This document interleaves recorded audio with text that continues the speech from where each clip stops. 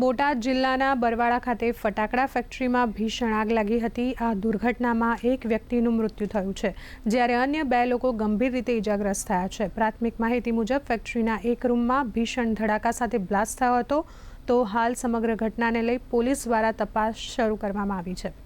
ફટાકડા જો મેન્યુફેક્ચરિંગનું કારખાનું આવેલું છે, એની અંદર આજે અમને લગભગ 10:15 વાગે એક વિસ્ફોટ થયો એ રીતની અમને જાણ થયેલી છે અને એની અંદર જ્યાં સુધી કન્ફર્મ ન્યૂઝ છે તેમાં એક વ્યક્તિની ડેથ થયેલી છે, એક વ્યક્તિ સિરિયસ છે, એના ઓનર છે એ બી ઇન્જર્ડ થયેલા છે।